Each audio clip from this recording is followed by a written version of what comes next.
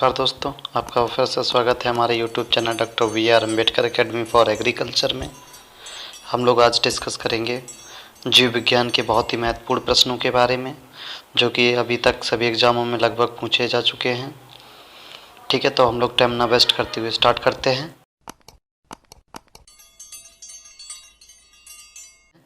हमारा जो पहला क्वेश्चन है वो है कि आनुवंशिकता का गुणसूत्र सिद्धांत किसने प्रतिपादित किया था? तो वो किया था सडन एंड वॉवेरी ने। ठीक है, आप लोग याद रखिएगा। नेक्स्ट क्वेश्चन है हमारा कि अमीबा में जो कूटपाद है उनका क्या कार्य होता है? तो उनका क्या कार्य होता है? पोषण एवं प्रजनन करना।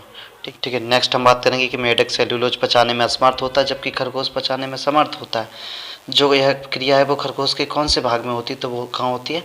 सीकम में। ठीक है, इसको याद रखिएगा। नेक्स्ट हम क्वेश्चन पे बात करेंगे कि जीव विज्ञान की वह शाखा जो जंतुओं के वर्गीकरण में संबंध रखती है। याद रखिएगा, जो वर्गीकरण से संबंध रखती है वो वर्गीकरण विज्ञान, या इसको इंग्लिश में कहते हैं टैक्सोनॉमी। ठीक है, याद रखिएगा। नेक्स्ट हम क्वेश्चन की बात करेंगे कि प्रोटीन से पेप्टोन में, याद रखिएगा, प्रोटीन से पेप्टोन में बदलने वाला एंजाइम कौन सा है? तो पेप्सिन एंजाइम। ठीक है। नेक्स्ट हम बात करेंगे कि जो पेलाग्रा रोग है वो किसकी कमी से होता है? तो वो विटामिन B5 की कमी से होता है। और जो विटामिन B5 का रासायनिक नेम क्या होता है? तो निकोटिनिक अम्ल। ठीक है। नेक्स्ट हम बात करेंगे दोस्तों कि केचुआ का जो जंतु वैज्ञानिक नाम है वो क्या होता है? तो वो होता है फेरिथमा पोस्थमा। ठीक है। नेक्स्ट हम बात करेंगे कि तिलचट्टे का क्या नाम होता है? तो तिलचट्टे का जो नाम होता है वो पेरिप्लेनेटा अमेरिकाना होता है। ठीक है दोस्तों, हमारा जो 9वां क्वेश्चन है कि जीव विज्ञान को भौतिक आधार है, तो इसका जो भौतिक आधार है वो क्या होता है? प्रोटोप्लाज्म। ठीक है, इसको आप लोग याद रखिएगा। यहाँ से 3 क्वेश्चन बनते हैं, उनको आप लोग याद रखिएगा कि जो जीवन का भौतिक आधार है तो प्रोटोप्लाज्म किसने कहा था? प्रोफेसर अक्सले ने। और किसने नाम दिया था? तो पुरकंजे ने। ठीक है, ये तीनों क्वेश्चन आप लोग याद रखिएगा। ठीक है दोस्तों, अब हम लोग नेक्स्ट बात करेंगे कि जंतु विज्ञान की वह शाखा जो जंतु की अस्थियों का अध्ययन से संबंध रखती, तो अस्थि विज्ञान या इंग्लिश में कहते हैं ऑस्टियोलॉजी। ठीक है। नेक्स्ट हम बात करेंगे कि पैरामीशियम का जो प्रचलन है वो किसके द्वारा होता है? तो सीलिया के द्वारा होता है। और अमीबा का किसके द्वारा प्रचलन होता है? तो सीडोपोडिया के द्वारा। इसको ठीक है, आप लोग याद रखिए, कूटपाद भी बोलते हैं और इसको सीलिया को हम लोग रोमाप भी बोलते हैं। और अगर यहाँ पे यहीं पे एक और क्वेश्चन कि युगलीना का पूछ दिया जाए तो आप क्या लगाएंगे? कसाबिका द्वारा या एजिला द्वारा। ठीक है। कि केचुए में प्रचलन किसके द्वारा होता है? तो सीटी के द्वारा। नेक्स्ट हम बात करेंगे कि मानव शरीर का जो तापक्रम होता है वो कितना होता है? 98.4 फ़ारेनहाइट। और अगर सेंटीग्रेड में पूछ दिया जाए तो 37 सेंटीग्रेड। ठीक है, आप लोग इसको याद रखिएगा। नेक्स्ट हम बात करेंगे कि एक पुरुष में गुणसूत्रों की कुल संख्या कितनी होती है? यहाँ से भी दोस्तों 3 तरीके से क्वेश्चन उठ जाते हैं। पहला कि आपसे पूछ देगा कितने जोड़ी, आप ध्यान रखना क्वेश्चन में अगर जोड़ी लिखा हुआ हो तो ओनली 23 जोड़ी। ठीक है, कितने? 23 जोड़ी। और अगर आपसे टोटल पूछ दिया जाए कितने होते हैं तो 46। ठीक है। और एक और क्वेश्चन यहाँ से बन जाता है कि अगर पुरुष का पर्सनल पूछ दिया जाए तो आपको पता है कि XY पुरुष में पाए जाते हैं और XX महिला में, तो आप पुरुष के 44 प्लस XY और महिला के पूछ दिए जाए तो 44 प्लस XX। ठीक है। नेक्स्ट हम बात करेंगे कि सजीव एवं निर्जीव के बीच की कड़ी का नाम लिखिए, तो फिर क्या होता है? विषाणु। ठीक है, आप लोग याद रखिएगा। नेक्स्ट हम बात करेंगे किन्हीं 2 सामाजिक कीटों के नाम लिखिए, तो फिर एक दीमक ले लीजिए आप, एक मधुमक्खी लिख दीजिए। ठीक है। हम नेक्स्ट बात करेंगे कि दुग्ध ग्रंथियों किन जंतुओं में पाई जाती है? तो वो स्तनीय जंतुओं में पाई जाती है जो मेमल्स होते हैं। ठीक है। नेक्स्ट हम बात करेंगे कि अपरा का क्या कार्य होता है? तो ये क्या होता है कि भ्रूण का पोषण करना। ठीक है। नेक्स्ट हम बात करेंगे कि अर्धसूत्री विभाजन किन कोशिकाओं में होता है? तो वो जनन कोशिका, इसमें जन्म लिख दिया, ये जो जनन कोशिकाओं में होता है। ठीक है। नेक्स्ट हम बात करेंगे प्रोटीन संश्लेषण कोशिका की किस कोशिकांग में होता है? तो राइबोसोम में होता है। इसीलिए इसको एक और टर्मिनोलॉजी दी जाती है कि प्रोटीन की फैक्ट्री किसे कहते हैं? तो राइबोसोम को। ठीक है, आप लोग इसको भी याद रखिएगा। ठीक है। नेक्स्ट हम बात करेंगे कि फीता कृमि का वैज्ञानिक नाम क्या होता है? तो टीनिया सोलियम होता है दोस्तों। ठीक है। नेक्स्ट हम बात करेंगे कि RBC में हीमोग्लोबिन का क्या महत्व है? तो वो ऑक्सीजन का संवहन करने का कार्य करता है, एक स्थान से दूसरे स्थान पर ले जाता है। ठीक है दोस्तों। नेक्स्ट हम बात करेंगे कि अर्धसूत्री विभाजन किस अवस्था में क्रॉसिंग ओवर की क्रिया होती है? ठीक है, तो आपको इसको याद रखिएगा। जो अगर फेज पूछा जाए तो प्रोफेज में होती है, ठीक है, और इसकी उपव्यवस्था पूछ दी जाए तो पेचिटिन में। ये आप अपने ऑप्शन के हिसाब से वहाँ पे टिक करेंगे, ठीक है, आप बस इतना याद रखिएगा। नेक्स्ट क्वेश्चन है कि खरगोश में कोई दो क्लिनिशियल तंत्रिकाओं के नाम लिखिए, तो आप दो लिख दीजिए, ग्रेड तंत्रिका लिख दीजिए, एक लिख दीजिए ऑप्टिक तंत्रिका, ठीक है। हमारा नेक्स्ट क्वेश्चन है कि संदेश वाहक आरएनए किसके संश्लेषण में भाग लेता है, तो वो लेता है प्रोटीन के, इसको एमआरएनए बोलते हैं, ठीक है, मैसेज आरएनए। नेक्स्ट हम बात करेंगे कि जो आर्थ्रोपोडा के जंतु हैं उनमें जो श्वसन होता है वो कौन सा अंग होता है श्वसन के लिए यूज, तो वो ट्रैकिया या बुकलंग्स होता है, आप लोग याद रखिएगा। नेक्स्ट हम बात करेंगे कि केचुए में जो श्वसन होता है वो किसके द्वारा होता है, तो वो स्किन या त्वचा के द्वारा होता है। नेक्स्ट क्वेश्चन पे बात करेंगे केचुआ होते हैं, तो ये क्वेश्चन आपके ऑप्शन के हिसाब से निर्भर करेगा। अगर ऑप्शन जिस प्रकार से दे जाए उस प्रकार से आप लोग टिक लगाइएगा। समझ लीजिए, सर्वाहारी होते हैं, किसान का मित्र भी केचुआ कहते हैं, और पृथ्वी का बैरोमीटर भी केचुआ कहते हैं, और वर्षा मापी भी केचुआ कहते हैं, और द्विलिंगी, ठीक है। ये आप सभी क्वेश्चन याद रखिएगा। नेक्स्ट कि खुला संचरण तंत्र किस में पाया जाता है, तो इसको याद रखिए कॉकरोच में। इस पर हम आप विस्तार से आपको बता देते हैं कि दो ही संघ में खुले प्रकार का रुद्र प्रसंचरण तंत्र पाया जाता है, वो कौन कौन सा, एक तो आर्थ्रोपोडा में, जो भी जंतु आर्थ्रोपोडा के आपको मिल जाए, ठीक है, तो उन सभी में आर्थ्रोपोडा और मोलस्का, आप लोग इसको याद रखिएगा।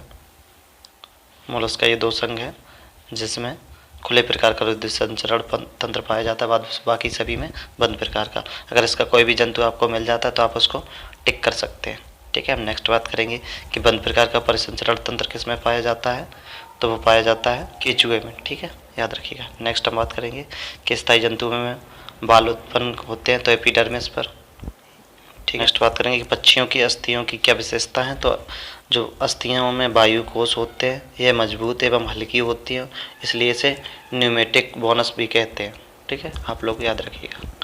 नेक्स्ट हम बात करेंगे कि अमीबा में जो बहु विभाजन की होता है वो किन परिस्थितियों में होता है, वो प्रतिकूल परिस्थितियों में होता है। और आगे हम बात करेंगे कि बैस स्कैर इसकी देहगुहा कैसी होती है, तो आभासी होती है, ठीक है। नेक्स्ट याद आगे हम बात करेंगे कि जो तिलचट्टे की लार में पाए जाने वाला एंजाइम है वो कौन सा होता है, तो हिमालयज एंजाइम पाया जाता है। नेक्स्ट दोस्तों हम बात करेंगे कि पैरामीशियम में गमन किसके द्वारा होता है, तो याद रखिएगा इसका जो राइट आंसर होगा वो क्या होगा, रोमाब के द्वारा, इसको इंग्लिश में सीलिया। नेक्स्ट हम बात करेंगे कि दो लाभकारी कीटों के नाम लिखना है, तो रेशम कीट और उनके उत्पाद भी अगर पूछ दिए जाए तो रेशम, जैसे रेशम कीट से रेशम धागा निकलता है और मधुमक्खी से हमें शहद प्राप्त होता है, ठीक है। नेक्स्ट हम बात करेंगे कि विटामिन डी का क्या कार्य होता है, तो हड्डियों को मजबूत करना होता है, सूखा रोग से बचाना होता है, और स्रोत क्या होते हैं इसके, सूर्य का प्रकाश और अंडा, ठीक है। नेक्स्ट हम बात करेंगे कबूतर के सिर पर कितने तरह के पर पाए जाते हैं, तो उनके नाम अगर पूछ दिया जाए तो आप 3 तरीके के होते हैं, नाम भी लिख दीजिएगा, कंटूर पे, ठीक है, और डाउन पिच और रोम पिच, ठीक है। नेक्स्ट हम बात करेंगे खरगोश की 4 बाह्य ज्ञानेंद्रियों के नाम लिखिए, तो वो कौन कौन सी, 10 सेनेन इंद्रियाँ लिख देना, सोडो इंद्रियाँ और ग्रहण इंद्रियाँ और ऑप्टिक इंद्रियाँ, ठीक है, आप लोग याद रखिएगा। नेक्स्ट हम बात करेंगे कि अमीबा किस प्रकार का पोषण करता है, तो होलोजोइक, और इसको हिंदी में बोलते हैं जंतु संभोजी। और अगर यहीं पे आपको युगलीना का पूछ दिया जाए तो आप युगलीना की में क्या लगाएंगे, पादप संभोजी, ठीक है, होलोफाइटिक। नेक्स्ट हम बात करेंगे कि संघ एनिलिडा के अंतर्गत कौन आता है, तो केचुआ आता है, ठीक है। नेक्स्ट हम बात करेंगे या पूछ दिया जाए आपसे कि केचुआ का जो संघ है वो क्या होता है, तो एनिलिडा होता है। नेक्स्ट, ठीक है। नेक्स्ट क्वेश्चन पे हम बात करेंगे तिलचट्टे के होमोलिम्ब में श्वसन वर्णक पाया जाता है, तो कोई श्वसन वर्णक नहीं पाया जाता, क्योंकि जो ये तिलचट्टा है वो आर्थ्रोपोडा संघ में आता है, और आर्थ्रोपोडा में खुले प्रकार का रुधिर प्रसंचरण तंत्र होता है, ठीक है दोस्तों। हम आगे बात करेंगे कि ऑक्सीजन युक्त रक्त किस में पाया जाता है, तो पाया जाता है प्लमोनरी सिरा में, ठीक है। नेक्स्ट हम बात करेंगे कि जो रेशम कीट का वैज्ञानिक नाम होता है वो क्या होता है, बोम्बेक्स मोराई होता है। नेक्स्ट हम बात करेंगे कि स्कैरिस पीनियल सिटी कहाँ पाई जाती है, तो नर के अवेस्कर मार्ग में, आप लोग याद रखिएगा। और क्वेश्चन नंबर नेक्स्ट बात करेंगे कि उस रक्त वाहिनी का नाम लिखिए जो फुसफुस से रक्त हृदय की ओर ले जाती है, ठीक है, जो फेफड़ों से जो हृदय की ओर रक्त ले जाती है उस धमनी को क्या कहते हैं, तो प्लमोनरी धमनी कहते हैं, ठीक है। ठीक है दोस्तों, अब हम लोग आगे बात करेंगे कि जो पैरामीशियम है उसमें अगर पूछ दिया जाए कि कितने केंद्रक पाए जाते हैं, तो आप लगाएंगे कितने, 2 केंद्रक, ठीक है। और अगर पूछ दिया जाए आपसे कौन कौन से, तो गुरु केंद्रक और लघु केंद्रक। ठीक है, तो गुरु केंद्रक अगर कार्य भी पूछ दिए जाए तो आप उसको भी बता दीजिए कि गुरु केंद्रक का कार्य क्या होता है, जैविक क्रियाओं का नियंत्रण करना, और लघु केंद्रक क्या होता है, जनन क्रियाओं का नियंत्रण करना। ठीक है, आप लोग याद रखिएगा। नेक्स्ट हम बात करेंगे कि फाइलेरिया रोग पैदा करने वाला परजीवी का क्या नाम होता है, तो बुचेरेरिया वेनक्राफ्ट, आप लोग याद रखिएगा। ठीक है, नेक्स्ट हम बात करेंगे कि संघ आर्थ्रोपोडा के 4 लक्षण बताइए, तो आप लक्षण लिख दीजिएगा कि शरीर 3 भागों में विभाजित होता है और इनका शरीर के जो कवच होता है वो कैल्शियम कार्बोनेट का बना होता है। तीसरा कि इनके जो सर्जी पदार्थ हैं वो यूरिक एसिड होते हैं। और चौथा कि इनके कुल शरीरों की जो संख्या है वो 20 भागों में बटी होती है। आप लोग इसको याद रखिएगा। 20 जो सिर होता है, वैसे जनरली 3 में बटा होता है, किस किस में, सिर, वक्ष, उदर। ठीक है, आप लोग याद रखिएगा, सिर, वक्ष, उदर। जो सिर, वक्ष, उदर होते हैं वो सिर बटा होता है 6 में, और वक्ष बटा होता है 3 में, और उदर बटा होता है 11 में। इस तरीके से टोटल मिला के 20 भागों में बटा होता है। ठीक है, नेक्स्ट हम बात करेंगे दोस्तों कि किसी डीएनए अणु में जो आनुवंशिक सूचनाएं हैं वो किस रूप में संग्रहित होती हैं, तो न्यूक्लियोटाइड के क्रम में। आप लोग याद रखिएगा। नेक्स्ट हम बात करेंगे किस वर्ग के अग्रपाद हैं, जो आगे के पैर होते हैं वो पंखों में बदल जाते हैं, तो वो बदल जाते हैं पक्षी वर्ग में, एबीज वर्ग में। ठीक है, नेक्स्ट हम बात करेंगे कि वसा को वसीय अम्ल में परिवर्तित कर देता है, तो वो कौन कर देता है, लाइपेज एंजाइम कर देता है। ठीक है, नेक्स्ट हम बात करेंगे कि रॉयल जो जेली है वो उसका श्रावण कौन करता है, तो मधुमक्खियों में होता है ये श्रावण। नेक्स्ट हम बात करेंगे कि श्रम विभाजन देखने को मिलता है, तो मिलता है वो मधुमक्खी में। दोस्तों ऐसे ही क्वेश्चन सेम टू सेम रखे हुए मिलेंगे आपको, क्योंकि ये जितने भी क्वेश्चन हम डिस्कस कर रहे हैं ये सारे ही question previous year question paper के ही है। ठीक है, नेक्स्ट हम बात करेंगे कि टसर रेशम कीट है, उसका जंतु वैज्ञानिक नाम क्या होता है, जो टसर रेशम कीट का, तो क्या होता है, एंथेरिया नेफियो। ठीक है, नेक्स्ट हम बात करेंगे दोस्तों कि केचुए में कोकीन का महत्व क्या है, तो निषेचन क्रिया होता है, और नेक्स्ट और क्या होता है, तो भ्रूण का विकास करना होता है। ठीक है, हम नेक्स्ट बात करेंगे कि ऐसे ऑप्शन में मिल जाएगा कि परजीवी कौन है, तो उसमें आपको स्कैरिस ज़्यादातर मिल जाता है, तो आप स्कैरिस को टिक लगा दीजिए। नेक्स्ट हम बात करेंगे कि मधुमक्खी का जंतु वैज्ञानिक नाम क्या होता है, तो एफिस इंडिका होता है, याद रखिएगा। नेक्स्ट हम बात करेंगे कि जो विटामिन सी की उपयोगिता बताइए, तो इसकी उपयोगिता क्या क्या होती है, तो कोलेजन तंतु, हड्डियों के मैट्रिक्स और दांतों के जो डेंटाइन होता है। ठीक है, दांतों में जो डेंटाइन होता है उसका उपयोगी होता है। और इसकी कमी से रोग कौन सा हो जाता है विटामिन सी के, तो स्कर्वी रोग, जिसमें क्या होता है, मसूड़ों में रक्त का स्राव होने लगता है और शरीर की में भार की कमी आती है। ये इनके कमी से होने वाली मुख्य प्रॉब्लम्स हैं। ठीक है, आगे हम बात करेंगे कि केचुए का जो शरीर है वो कितने मतलब खंडों में विभाजित होता है, तो वो 100 से 120 खंडों में। ठीक है दोस्तों, आगे हम बात करेंगे कि इंसुलिन का कार्य क्या है, तो वो क्या होता है, उसको ग्लाइकोजन में बदलकर कहाँ पे संचित करता है, तो वो यकृत में संचित करता है। ठीक है, इसको आप लोग याद रखिएगा। नेक्स्ट है कि आनुवंशिकता से आप क्या समझते हैं, जो जेनेटिक्स है उससे आप क्या समझते हैं, तो एक पीढ़ी से दूसरी पीढ़ी दर पीढ़ी माता पिता के जो लक्षण है वो पहुँचने को ही आनुवंशिकता कहते हैं। ठीक है, नेक्स्ट हम बात करेंगे कि पक्षियों में श्वसन अंग क्या होता है, तो वो फेफड़े होते हैं। नेक्स्ट हम बात करेंगे गोल कृमि किस संघ का जंतु है, तो वो निडेरिया संघ का जंतु है, आप लोग याद रखिएगा। नेक्स्ट हम बात करेंगे उत्तर प्रदेश का राजकीय पक्षी है, तो वो सारस होता है। ठीक है दोस्तों, अब हम लोग आगे बात करेंगे कि खरगोश है, तो वो क्या है, एक स्तनधारी है, एक मैमल्स है। ठीक है, जो मैमलिया वर्ग में आते हैं। ठीक है, नेक्स्ट हम बात करेंगे कि जो आनुवंशिकता बीमारी कौन कौन सी आनुवंशिक बीमारी, तो वो रतौंधी होती है, हीमोफीलिया होती है और बाड़ाधामता होती है। इन बीमारियों का कोई इलाज नहीं होता सही से। ठीक है, जो आनुवंशिक होते हैं। नेक्स्ट हम बात करेंगे कि स्वस्थ मनुष्य के शरीर में रक्त की सामान्यता मात्रा कितनी होती है, तो 5 लीटर होती है सामान्यतः। और केचुए में जो क्लाइटेलम है वो कौन से भाग पे पाया जाता है, तो 14, 15 और 16वें खंड पे, याद रखिएगा आप लोग। नेक्स्ट हम बात करेंगे कि मानव का जो रुधिर होता है उसका पीएच कितना होता है, तो 7.4 होता है। ठीक है, याद रखिएगा। और ये किस प्रकृति का होता है, तो क्षारीय प्रकृति का, आप लोग भी ये भी याद रखिएगा। नेक्स्ट हम बात करेंगे किस प्रकार की कोशिका विभाजन में गुणसूत्रों की संख्या आधी रह जाती, तो अर्धगुणसूत्री विभाजन में। ठीक है, और अगर समान रहे तो वो समसूत्री विभाजन में, आप लोग याद रखिएगा। गुणसूत्रों की संख्या अगर समान रहती है तो समसूत्री विभाजन, और आधी हो जाती तो अर्धसूत्री विभाजन। मानव में नर लिंग निर्धारण में कौन जिम्मेदार होता है? तो वो वाई गुणसूत्र होता है, क्योंकि और ये वाई गुणसूत्र मनुष्य में पाया जाता है। ये आप लोगों को ऑलरेडी पता है, क्योंकि हमने ऑलरेडी बता चुके हैं। नेक्स्ट हम बात करेंगे कि समतापी जंतु किस वर्ग में रखे गए हैं? तो वो किस में रखे गए हैं? स्तनी में। ठीक है। नेक्स्ट हम बात करेंगे कि केचुए किस वर्ग में आता है? तो ओलिगोकीटम। इसका वर्ग क्या है? ओलिगोकीटा। और संघ क्या है? एनिलिडा। आप लोग दोनों याद रखिएगा, बहुत ही पूछे जाते हैं। नेक्स्ट हम बात करेंगे कि तिलचट्टे के हृदय में कितने कक्ष होते हैं? तो 13 कक्ष होते हैं टोटल। आप लोग याद रखिएगा। कभी कभी बहुत ज़्यादा क्वेश्चन पूछा जाता है कि रुधिर क्या है, रक्त क्या है? तो यह एक ऊतक है, और वो भी संयोजी ऊतक। ठीक है। नेक्स्ट हम बात करेंगे कि जो कोशिका चक्र में एस प्रवस्था होती है, उसमें जो एस का है उसका मतलब क्या होता है? तो उसका मतलब है सिंथेसिस। याद रखिएगा। पित्त का निर्माण होता है तो पित्ताशय में, ये भी आप लोग याद रखिएगा। कहाँ होता है? पित्ताशय में। नेक्स्ट है कि वृक्क की जो संरचनात्मक एवं क्रियात्मक इकाई है वो क्या है? नेफ्रॉन।